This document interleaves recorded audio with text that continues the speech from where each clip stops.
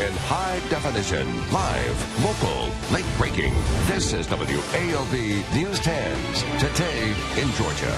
The South Georgia man saw in connection with a missing Cobb County couple feared dead, due in court this morning. The latest on this chilling story coming up in a live report. Plus, the Northeast is getting hammered by a massive blizzard. We'll show you what it's looking like right now. And here in South Georgia, we are colder this morning, cold enough for a little bit of frost. You'll need to bundle up, take some time to scrape the windshields on your morning commute, starting off at 33 degrees. But we'll see more sunshine today, means some warmer temperatures, but how long will they stay? We'll have the forecast coming up. Well, today we could know if murder charges will be filed against a South Georgia man believed connected to the disappearance of a Cobb County couple. Right now, Jay Towns is being held in the Dodge County Jail and due in court this morning. WALB News 10's Nicole Rosales is live in Eastman this morning with the latest. The desperate search for the Runyon couple is now over, but the case is still ongoing, especially since officials feel they now have a person in custody that is connected to their disappearance. Now take a look at his photo. This is Jay Towns. He turned himself in yesterday to the Telfair County Sheriff's Office. His arrest was made possible after investigators were able to work out some type of agreement with his family. Now Towns was taken in on 2 different arrest warrants. That includes making false statements to investigators and criminal attempt to commit theft by deception. The sheriff said that Towns was actually the last person who was in contact with the Runyons before they disappeared. Authorities said they believe he intended to defraud the couple of whatever money that they had on them. And it was Monday afternoon when officials made the discovery of the 2 bodies that they strongly believe are the Runyons. Now, they were located near a pond in the southern part of Telfair, and their SUV that they were described driving was submerged in the water just nearby. Now, right now, no charges have yet been made against Towns in relation to the bodies that were found. And we want to make that clear this morning that those charges are not filed against Towns right now. Again, he's only charged with 2 warrants that I mentioned earlier. So right now the IDs of the bodies have not been made positive yet that they are the Runyons. But again, officials do believe that it is the Runyons. So we are expecting to get an autopsy later on today. As for Towns, he's expected to be in court later on today. And that's where we'll hear other charges if there are any. WALB will be there to gather more details for you, to bring them to you on air as well as online. So right now we're here in Dodge County. I'm Nicole Rosales for WALB News 10. The Runyons' daughter spoke out Monday about their parents before their bodies were discovered yesterday afternoon. Their daughters were preparing for the worst, but they already had a positive message for whoever was responsible for their parents' disappearance. We are a Christian family, and we want the person who perhaps has wronged our family to know that God loves them, and we will come to love them and forgive them as well. The family posted on Facebook last night that someone has set up a fraudulent GoFundMe account supposedly to raise money for them. They encourage people not to donate. Also making headlines, the Northeast getting slammed by an historic blizzard. They're calling it snowpocalypse on Twitter. Several inches fell overnight, paralyzing some major cities. Well, the blizzard of 2015 affecting 35 million people, and it could cause problems for days to come. Lana Zach has more from New York City. The city that never sleeps today appears to be hibernating. Empty streets, bridges, tunnels, and commuter trains all shut down in New York and throughout the Northeast coast. Snowmen outnumbering people in Madison Square Park. 7 states now in a state of emergency. Extreme snowfall, hurricane-force winds. Travel ban for the entire state. Please remain home and remain off the roads. It's dangerous to be out there now. It's only going to become more dangerous. And at one point, it's irresponsible. So 11 o'clock for all roads to close. Several states issuing unprecedented travel bans on all roads. Here in New York, the entire subway system closed at 11 p.m. Monday night. And here I am in one of the very last trains running in New York City tonight. As you can see, usually it's teeming with people. Tonight is almost empty. In Scituate, Massachusetts, high winds prompting a protective power outage. The concern, high winds could down power lines, causing uncontrollable fires. We are the first responders. If we don't have the roadway systems cleared, then fire trucks, police trucks, ambulances cannot get through. We're in a moment of calm right now. The wind has died down a bit, and I will say that even though they're being hit much harder further north, here in Central Park, it doesn't feel that bad. In New York, Lana Zak, ABC News.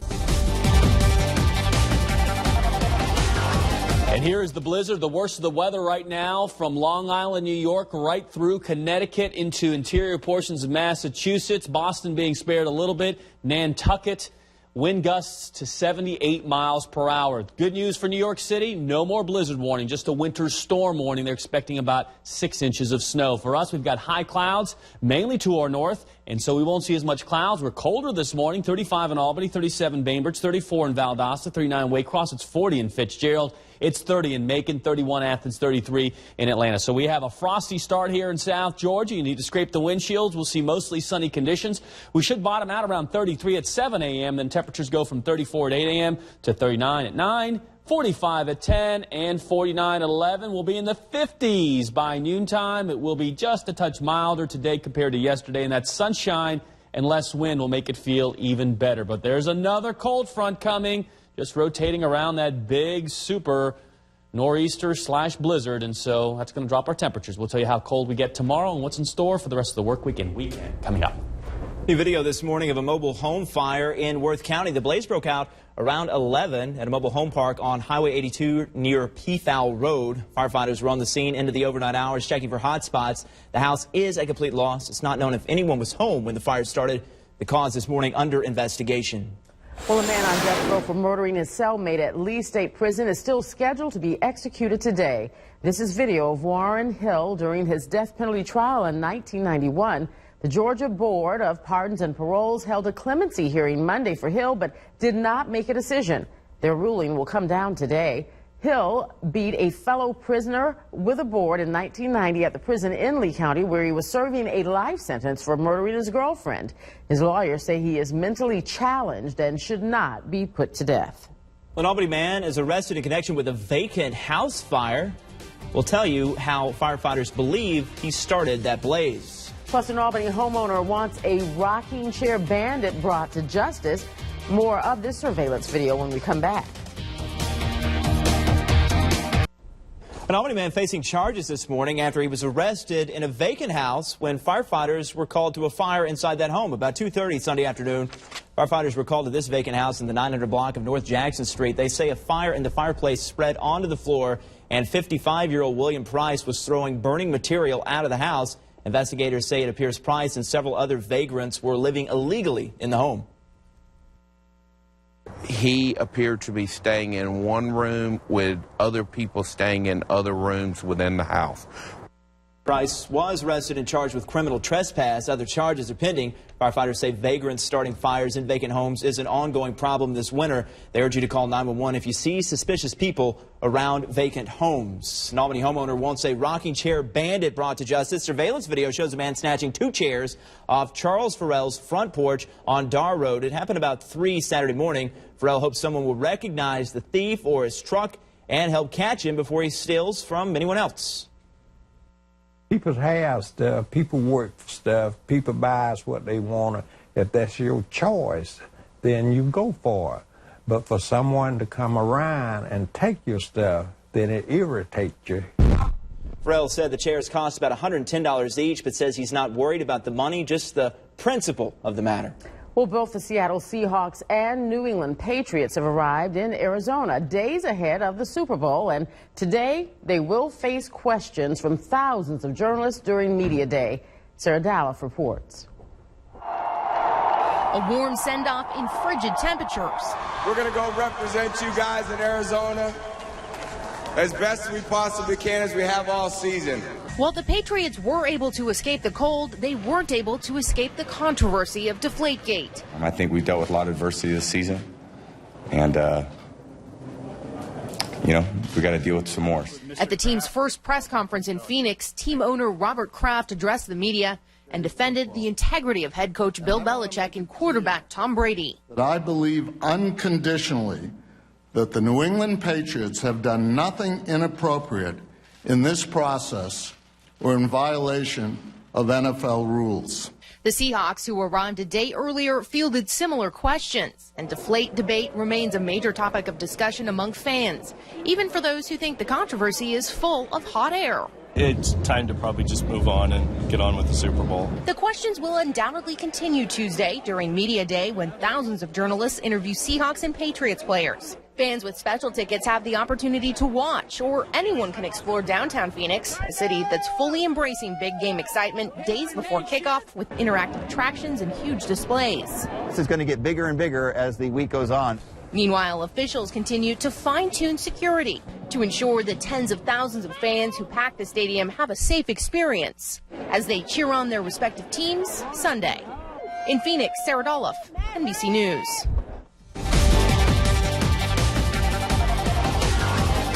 All right, next layer this morning as temperatures have taken a dive. The 10 to 15 degrees colder this morning compared to yesterday, which brings us to the frosty territory, scraping the windshields. And a hot cup of chocolate or Joe, whatever you got going, keep your insides warm. We'll tell you how Mother Nature might warm us up, or will she? Now, your WALB 24/7 weather with AMS meteorologist Chris Sullivan. 35 degrees. It's cold enough for frost on your windshields this morning on the grassy surfaces. 36 in Tallahassee. It's 33 in Atlanta. 32 in Columbia, South Carolina. We got 35 in Montgomery, Alabama. 38 in Savannah. 37 right now in Jacksonville. You got to get down to about Mobile to see some 40s, although it was 40 last hour in Fitzgerald. It's 45 in Orlando. So we've got the rotation around the big blizzard, so that brings that northwesterly flow, and it'll continue to pump in chillier temperatures. And here comes another front. It'll be moisture-starved. The winds will pick up a little bit this afternoon, but not nearly as breezy as yesterday. And that nor'easter will continue to spin close enough to New England where they'll still be seeing snow tomorrow at midday. So that's why they're thinking still 2 to 3 feet of snow in those locations. But New York is no longer under the blizzard warning, and their snow totals maybe 6 to 12 inches. Still plenty of snow. Cold for us? Yeah. Tomorrow morning, we're talking about a freeze, light freeze here in South Georgia. So frosty this morning. We will take a climb to 59. We'll see more sunshine. It'll be not as chilly at noon, in the lower 50s, 59 around 4 o'clock. Getting colder, though, tonight, 42 falling to 32 from evening to morning. And then tomorrow, the temperatures do rebound a little bit. But it'll be cooler here in South Georgia with 56 for a high in Albany, 58 in Valdosta, lower 50s for the northern part of the state. Another freeze setting in here on Thursday, especially Tifton and Albany and Cuthbert and Cordele and Douglas, all expecting temperatures between 31 and 32, mid-30s, again, cold enough for frost. Another front coming through dry. This one will have a little bit more cloud cover with it on Friday, keeping our temperatures in the upper 50s Friday and Saturday. A little warm up on Sunday as a storm system from the south and west comes at us, and that's going to bring us a much better rain chance than we've seen in quite some time, up to 40% and staying unsettled next week. Carla, Kate. Well, the Earth had kind of a close call Monday. Now, if you can call 750,000 miles close, we'll tell you what went zipping by our planet up next.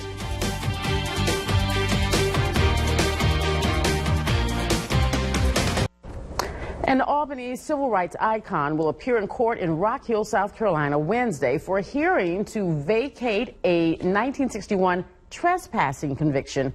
Charles Sherrod was arrested during a sit-in to protest segregation at a lunch counter. Now, instead of paying fines to get out, Sherrod and 8 others stayed in jail and were sentenced to 30 days of hard labor.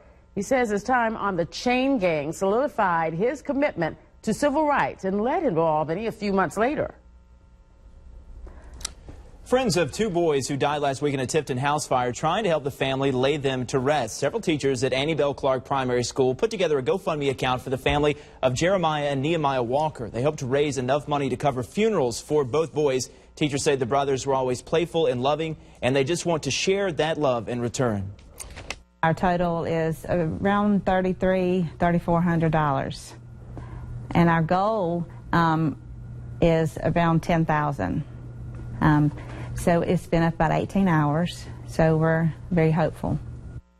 The boy's mom, Tangela, and sister Florissa survived the fire but lost everything. If the fund exceeds its goal, any extra money will go toward helping them get back on their feet. A family saved from their burning home last week by Doherty County police officer expressing their gratitude. We showed you this dash cam video of Officer Byron Hill alerting the Strandberg family that their home on Pine Bluff Road was on fire early last Thursday morning. Hill was patrolling the area when he spotted the flames and ran to help the family get out. The victims say Officer Hill is their hero. Words can't express the gratitude we have that he stopped that night and woke us up and got us out of the house, because we probably wouldn't have made it without him. The Strandbergs are working to get in touch with Officer Hill so they can thank him in person. They are staying with relatives right now. Albany police are investigating the armed robbery of 3 people at a Central Albany motel. Frank Paris Jr., April Davis, and Sheila Bass told police that they were in a room at the Oglethorpe Motel Sunday afternoon when 3 men and a woman knocked on the door around 3 and robbed them at gunpoint. Investigators say cash was taken. No one was injured.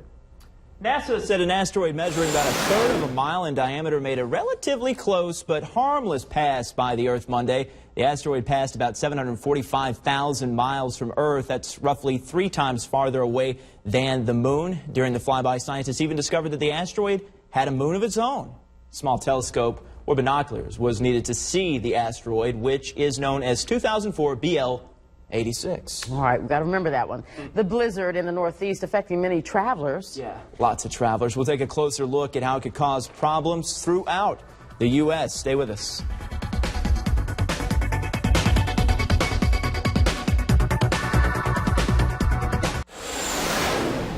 Blizzard of 2015. Do not adjust your sets. That's live. You took the words right out of my mouth, Carla. Sandwich, Massachusetts. I was saying they're going to get up to 10 feet of snow there. I was corrected by our fair meteorologist. They could have drifts of up to 10 feet of snow there in Sandwich, Massachusetts. And boy, it's coming down. You call that their whiteout conditions. And if you were looking for groceries this morning in Sandwich, you're going to get lost. You can't see in front of you. But anywhere in New England, you're pretty much out of luck. I even heard that a Costco was bare yesterday. People are already preparing. Well, the shelves in Boston are bare. These are pictures of a grocery store slammed by customers who stocked up on bread, milk, and other essentials ahead of this historic blizzard. And if you need to get out in Metro Boston, you are also out of luck. This is video of snow blowing in Saugus, Massachusetts. We're talking 1 to 2 feet of snow expected to fall in Boston. And traveling in those conditions, don't even think about it. Flights canceled, roads impassable. Even the New York City subway system shut down this morning. Well, the effect is being felt across the country with more than 7,500 flight delays and cancellations. ABC's Susan Solney has the latest this morning. Travel chaos is the norm this morning as the Northeast faces a blizzard of epic proportions, including a massive amount of snow and high winds, forcing the cancellation of thousands of flights at key hubs, causing a ripple effect of gridlock from coast to coast.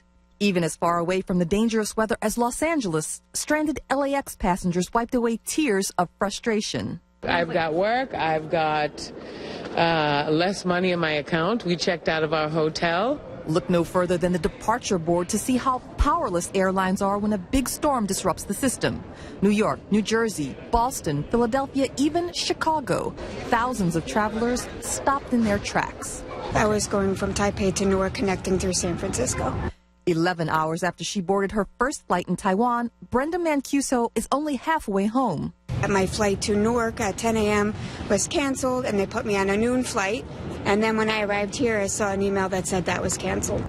Airlines and airports don't want to see passengers stranded. That's one reason they're canceling flights and closing up early, to encourage people to stay home and rebook. Many airlines have waived the usual fees for rescheduling, but the inconvenience remains. They just keep on pushing us around a little bit. I mean, what are you going to do? It's 30 inches of snow. I'll go wherever. Just get me back to Boston. More cancellations are expected today as the storm hits, and a return to regular airport operations isn't expected until at least Wednesday. Susan Solney, ABC News, Washington.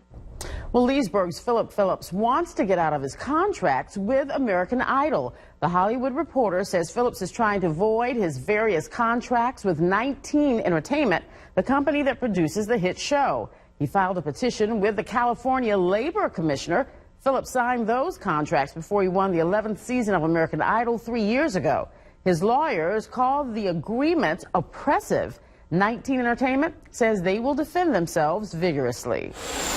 Cordele police are asking for your help in identifying two men who robbed the Dollar General on 16th Street just before 10 o'clock Sunday night. The two men entered the store just before it closed. One of them had a gun. One wore a red shirt. Otherwise, they wore dark clothing, gloves, and masks. They demanded money from the clerk and then ran out the back door. Police urge businesses to lock their doors quickly when closing, have good quality surveillance equipment in several areas, and make sure the area around the building is well lit. Video cameras are always good. Post that you have video cameras. Post that you don't keep cash on hand, that everything goes into a time lock safe. All those little steps that would deter people from ever entering the building to do something like that. If you have any information, call the Cordele Police Department. You can remain anonymous. A Savannah man is back home after spending nearly 40 years in prison for a crime he did not commit. A three-judge panel found Joseph Sledge innocent in the 1976 stabbing deaths of a North Carolina mother and daughter after a DNA expert testified none of the evidence matched Sledge. At age 70, Sledge is ready to start a new life. I think about what I'm gonna do, how I'm gonna arrange my life, because most of my closest friends and associates, they done passed away. Sledge will live with his brother in Savannah. His immediate plans include swimming, biking, getting a driver's license, and eating some good food, I bet. A Florida man accused of double murder is getting a little help putting his best face forward to jurors. Robert Alvarez is being retried for the 2010 murders of two convenience store clerks in Green Acres. Alvarez has several tattoos on his face. His lawyer says his client got them in prison after he was arrested, but in the courtroom, makeup covers them. His attorney says it's all about getting a fair trial for his client.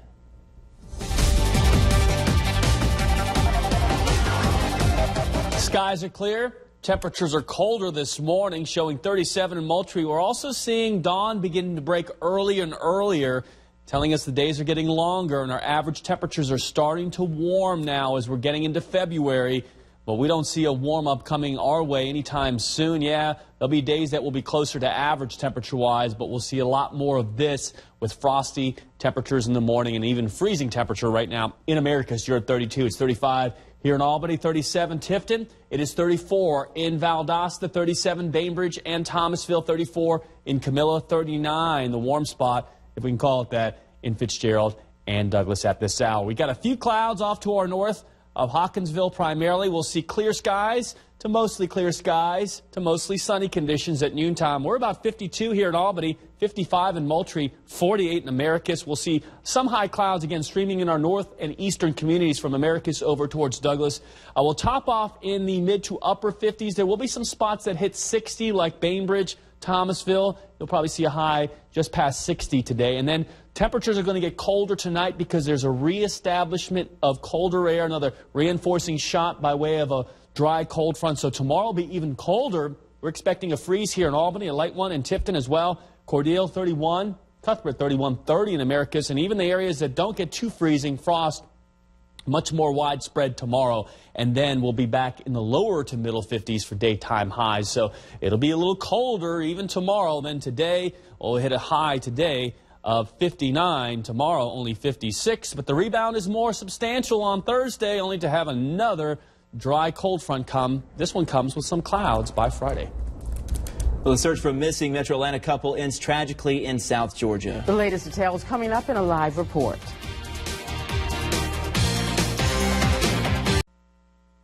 Well, autopsies are scheduled today on two bodies found in Telfair County, believed to be that of a missing Cobb County couple. The man believed to be connected to their disappearance is in the Dodge County Jail this morning and could soon face murder charges. WALB News 10's Nicole Rosales live this morning in Eastman with more on the suspect. Nicole. You're absolutely right. He's been here the entire morning, so we're just waiting to get more details later on when he is due in court later on today. So first, take a look at his photo. This is Jay Towns. The Fairfield County Sheriff's Office believes that he was the last person in contact with the Runyon couple before they disappeared. So it was a Monday afternoon when officials made the discovery of 2 bodies. They were located near a pond in the southern part of Telfair County, along with an SUV submerged in the water just nearby. Now, officials strongly believe that these bodies are those of Bud and June Runyon. The Sheriff's Office in Telfair have been in contact with the family in Cobb County through the Cobb County detectives who are working the case with them. Now, authorities believe that Towns met up with the Runyons and intended to defraud them of any money that they had. Towns was then taken in on 2 arrest warrants, one making false statements to investigators, and the second one a criminal attempt to commit theft by deception. We negotiated a surrender for Mr. Towns. He surrendered himself along with family members who brought him up to our designated meeting location, and he was taken into custody.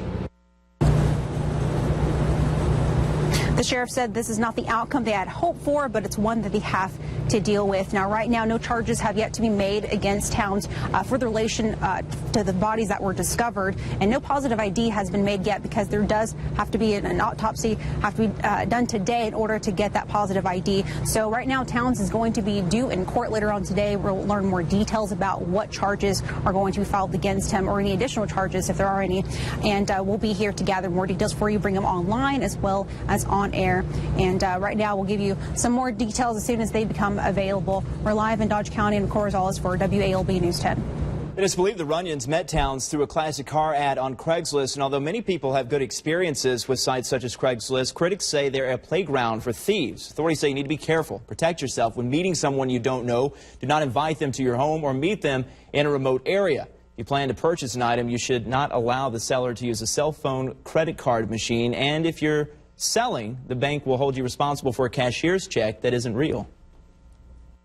There are so many scams going on Craigslist and other websites like it that it's really very dangerous to buy them. Almost all of the really bad things that you've ever heard happened as a result of Craigslist. Authorities suggest meeting someone at a visible and busy place, such as a mall food court. We've got a checklist of other safety tips on our website, WALB.com. Jury selection will continue today in the federal trial of 3 South Georgia men charged with scamming the federal government out of tens of millions of dollars. Prosecutors say United Logistics trucking company owner Christopher Whitman paid hundreds of thousands of dollars in bribes to officials in charge of transportation and equipment at the Marine Corps Logistics Base from 2008 to 2012. In exchange, they would give him trucking contracts and allow him to overbill by millions of dollars. Also on trial, Sean McCarty, a transportation official for the contractor at the base handling logistics, and Bradford Newell, who worked for the contractor at the base overseeing surplus equipment. Sylvester police issue a new plea for help in catching a rapist. A man sexually assaulted an elderly woman in her home Christmas morning. The victim did not know her attacker, and investigators don't have many clues. They believe someone knows something that could help solve the case. Please come forward and tell us so we can locate the suspect in this case. This incident did happen on the northwest part of Sylvester. If you have any information, call Sylvester Police at 776-8500 or Crime Stoppers at 436-TIPS. Frightening robbery caught on camera in Sylvester. One man with a handgun and another with a shotgun rushed into the subway around 10 Saturday night. They stole money from the register, and they also stole from a family eating in the restaurant. It had to be terrifying. Call Sylvester Police if you think you recognize those robbers.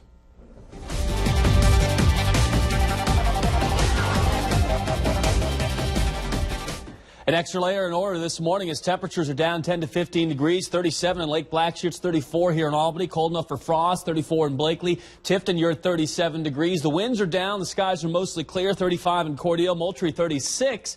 Fitzgerald, it's 38 right now. Valdosta, you're at 34, cold enough for frost, and it's freezing right now in America with Americus, not America, with a west wind at about 5 miles per hour. We even have a little bit of a wind chill in the upper 20s. So you'll need to bundle up. It won't be quite as chilly this afternoon, but there is a reinforcing shot of colder air coming. Northwest winds kicking up to 10 to 15 miles per hour, driving our temperatures down to 32 here in Albany. Will probably be closer to 30 in Americus this time around, and then 50 sunny and cool tomorrow. Look at the big blizzard here in the Northeast. Again, there's talk in New York, especially by some major affiliates, this snowstorm is turning out to be a bit of a dud. Maybe in New York, but you go to Long Island, you go up towards Massachusetts, Connecticut, Rhode Island, and they're getting 2 to 3 inches of snow per hour, wind gusts to hurricane force. There's already been reports of 20 inches of snow. And yes, thunder snow is being reported here in southeast Massachusetts right now. So this has still got a punch. It's just a little farther east than it was expected. So the heaviest snow band right now is one band west of Boston and the other one east. And so that's why if it doesn't affect New York City, it seems like it doesn't affect anyone. But it is affecting a lot of people. For us, we're getting the effects with this colder, drier air. You see that huge trough? We're going to see another frontal system drag through as we go into the end of the week. And then we're going to see a big shift in the pattern. Look at the southwesterly flow. Everything's going from southwest to northeast right across Georgia. What does that mean? Rain. It means much more unsettled weather starting Sunday. A shooting at a city council meeting in Minnesota. Yeah, cameras were rolling when this happened. 2 officers shot. Latest on the gunman when we come back.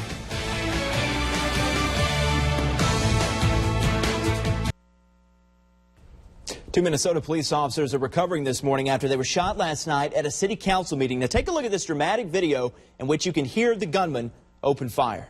A resolution authorizing the purchase of an electronic reader board sign. Get down, get down. Everybody get down. That went right through the door. Get down, everyone get down. Somebody got shot. Stay down. The shooting happened as the city council meeting was wrapping up. Officials say the officers had just been sworn in and left the council chambers, which is when they were confronted by a man with a gun who started shooting at them. Other officers returned fire and killed the shooter. Officials say the 2 officers are in good condition and are expected to survive. Facebook suffered a widespread outage lasting roughly 40 minutes overnight, affecting users here in the U.S., Asia, United Kingdom, and Australia. The social media giant's Instagram service was also briefly inaccessible. Instagram said on its Twitter account that it was aware of an outage and was working on a fix. There was no immediate statement from Facebook. Facebook has about 1.25 billion users, and Instagram has about 300 million. News of the Facebook outage set rival social network Twitter alight. With more than 100 Colquitt County residents attended a public information open house last night on the proposed widening of Highway 133. They got to ask Georgia DOT officials questions about the project that would 4-lane 32 miles of the highway from Albany to Moultrie. The projected construction date for this section is 2020 at an estimated cost of $153 million. Of course, State Route 133 is a major north-south corridor. It's also in the Governor's Road Improvement Program. Obviously, people move up and down this road. It's important for moving commercial goods. It's important for moving agricultural goods. So it's a major route. Crews are currently working on the highway on the southeast side of Moultrie and in Brooks County. That phase should be finished next year. Another hearing on the project will be held today from 4 to 7 at Ocapilco Elementary School in Moultrie. The 2012 terrorist attack in Benghazi back in the news today. We'll tell you what a committee is discussing in the day ahead. Now, your WALB 24/7 weather with AMS meteorologist Chris Sullivan. Temperatures ranging from 30 to 40 across the state. Macon is at 30, the coldest. Brunswick, the mildest, at 40. It's 35 here in Albany, cold enough for frost. We got 32 in Americus, the coldest spot in South Georgia. 38 in Fitzgerald, 37 in Bainbridge, 34 in Valdosta, 33 in Atlanta, and also Columbus. We do have some clouds here from Atlanta towards Macon. There's actually a couple snow flurries in extreme north Georgia and still some slick roadways. And so there is a winter weather advisory up there. But for us, it's all about the cool conditions. Obviously this afternoon we're not going to be quite as cool because there'll be another front approaching, and then that front comes through and we get colder tomorrow than even this morning. be down at freezing here in Albany, and again on Thursday morning. And then guess what? Another dry cold front coming. That'll keep the temperatures down in the 50s for daytime highs on Friday. But we do respond into the 60s as we go into our Thursday. A high of 59 today. Frost this morning will be about 52, 53 midday, 32 to 56 on your Wednesday, and then the coldest morning overall should be Thursday. I think that's when everyone bottoms out in the lower to middle 30s. Rebound to 61 Wednesday afternoon. It will be milder on Friday thanks to some cloud cover, so 43, but then cooler in the afternoon, 59. Colder Saturday, 38, 58. And then Sunday is really the day we start to change. Go out and enjoy the sunshine over the next couple days, because as we go into Sunday, clouds will thicken, chances of rain will develop, and it stays unsettled for most of next week and cooler than average. Well, the 2012 terrorist attack in Benghazi, Libya, is back in the spotlight on Capitol Hill. A special House committee holds its third hearing into the deaths of the U.S. ambassador to Libya and 3 other Americans in Benghazi. Witnesses from the CIA and State Department are scheduled to testify about committee requests for documents and access to witnesses. Committee Chairman Trey Gowdy of South Carolina says they cannot do their job without a complete record of events. The countdown to the Super Bowl continues with Media Day. It's a spectacle all its own. The world's media interview players, and there are plenty of sideshows. 7,000 spectators are expected, paying $28.50 each to sit in the stands and watch. The New England Patriots arrived in Phoenix for Super Bowl week on Monday. The Seattle Seahawks arrived on Sunday. We have more news for you coming up after the break. Well, we could know today if murder charges will be filed against a man believed to be connected to the disappearance of a Cobb County couple found dead yesterday in Telfair County. WALB News 10's Nicole Rosales is live at the Dodge County Jail where Jay Towns is being held this morning. Yes, you're absolutely right. Jay Towns is here. He's been here throughout the entire morning, and we do expect him to be in court later on today. So Jay Towns turned himself in yesterday to the Telfair County Sheriff's Office. Towns was taken in on 2 arrest warrants, making false statements to investigators, as well as criminal attempt to commit theft by deception. The sheriff said that Towns was the last person who was in contact with the Runnions before they disappeared. So it was Monday afternoon when officials made the discovery of 2 bodies they strongly believe are the Runnions. Now, right now, no charges have yet to be made against Towns in relation to the bodies that were found. So the sheriff said that both of the bodies have not been positively ID'd just yet, but they do believe that they are, like I said, the Runnions. Authorities said they don't know exactly how they died, but an autopsy will be done today to figure that out. So as for Towns, he is expected to be in court, and that's going to be at the next county over in Telfair. But again, he's being held here in Dodge County, so he will be transported later on today, and hopefully we'll be able to catch that later on this morning. Now, we are going to be working to get some more details and bring it to you on air as well as online at WALB.com. We're live in Dodge County. I'm Nicole Rosales for WALB News 10. A man on death row for murdering his cellmate at Lee State Prison is scheduled to be executed today. This is video of Warren Hill during his death penalty trial in 1991. The Georgia Board of Pardons and Paroles held a clemency hearing on Monday for Hill, but did not make a decision. Their ruling will come down today. Hill beat a fellow prisoner with a board in 1990 at the prison in Lee County, where he was serving a life sentence for murdering his girlfriend. His lawyers say he is mentally challenged and should not be put to death. Within the past 2 hours, a former South Georgia Bible teacher and high school soccer coach charged with having sex with a student has surrendered to authorities. 39-year-old Jason Schultz was booked into the Dougherty County Jail around 5:30. He is charged with sexual assault by a person with authority over another person. Schultz was a teacher at Sherwood Christian Academy's high school for 12 years. He's accused of having a sexual relationship with a 17-year-old female student. Schultz was in South Carolina and had until January 30th to surrender. We plan to be there when he makes his first appearance before a judge. Cold and frosty this morning, 37 right now in Tifton. Looking A-OK for the morning commute, but watch out for the patchy frost on your windshield. You need to scrape that off. 52 degrees, not as chilly at noontime. 58, a cool breeze at 4 p.m. That's another cold front kicking in here, and that'll drop our temperatures right to freezing. We'll see light freezes Wednesday and Thursday. Cooler tomorrow in the mid-50s, lower 60s on Thursday. And then another front coming Friday. This time it's a milder start, upper 50s on Friday. A little bit more cloud cover Friday and Saturday, but it should stay rain-free through the first half of the weekend.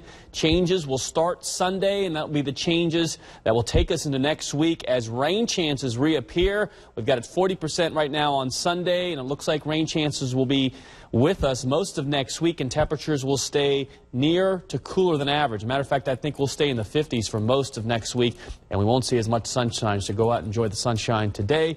With the milder temperatures, it will be cold to start off the mornings. All right, thank you so much for joining us on this Tuesday. And remember, you can get the latest from our website, WALB.com, also from our Facebook page and our Twitter. All right, remember, you can also catch the Today Show next on NBC, and on ABC you've got GMA, and I'm sure that they're going to be talking about snowpocalypse. Probably so.